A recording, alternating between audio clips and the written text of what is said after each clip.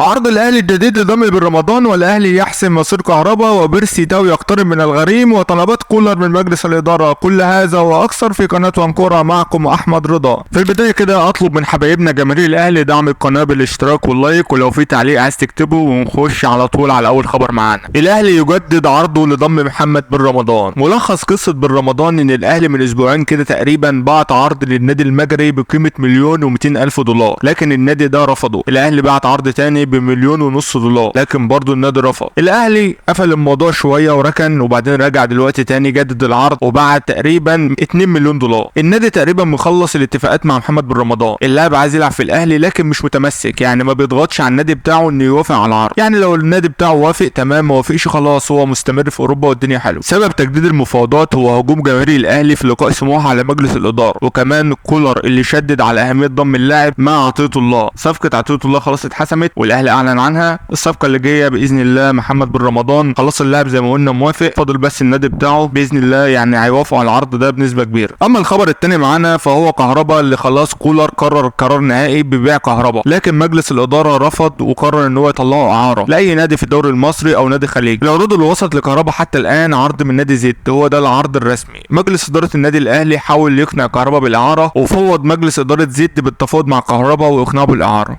علاقة كهربا اتدهورت مع كولر من اول فرح اخت كهربا، لو فاكرين المشكلة دي. كولر يعني ايه ظنه خف اللاعب كده، كان مفكر اللي هو يقول لي كهربا لا انا عايزك ولازم تسافر معانا. كهربا يقول له انا تحت امرك وتحت امر النادي، لكن كهربا طبعا وقتها رفض وقرر ان هو يروح الفرح. ده حاجات شخصية مالناش دعوة بيها، لكن خلاص كولر خد القرار برحيل اللاعب وده قرار نهائي. الخبر الثالث معانا بيرسي تاو، اللي خلاص قرر الرحيل عن النادي الاهلي، وطبعا ده بعد ما كولر برضه ادى قرار برحيل اللاعب سواء بالبيع النهائي او الاعارة. خلاص بيرسي تاو فاضل له سنة في عقده، يحق له في يناير اللي هو يمضي للنادي اللي هو عايزه، لكن الاهلي عايز يستفيد منه استفاده ماديه. النادي اللي طلب دلوقتي بيرسي تاو هو نادي الوداد. طبعا عارفين ان مكوينه مدرب سان داونز السنه اللي فاتت هو اللي بيدرب الوداد، والكلام ده بياكده عضو مجلس اداره نادي الوداد سعد الدريبي، اللي قال ان بيرسي تاو احد اللاعبين اللي بيهتم نادي الوداد بضمهم السنه دي. هو بيعد لاعب خبره في افريقيا ولاعب كبير جاي من نادي كبير متعود على البطولات، فده اللعيبه اللي بتناسب نادي الوداد. الخبر الرابع معانا كولر يطلب محلل اداء وحسم الصفقه المنتظره. في الاجتماع اللي دار بين كولر وكابتن محمود الخطيب، كولر طلب محلل اداء جديد ينضم للجهاز المعاون، وكمان شدد على ضروره حسم صفقه المهاجم الاسباني كيفن كارلوس. لكن الاداره حتى الان لم تتحرك لحسم الصفقه، وعرضت على كولر مهاجمين كتير تانيين غير المهاجم ده. غالبا الاداره خايفه لا يكون موديست جديد. كده خلصت النهارده اخبار النادي الاهلي. ما تنساش تدعمنا باللايك والاشتراك والتعليق الحلو. السلام عليكم.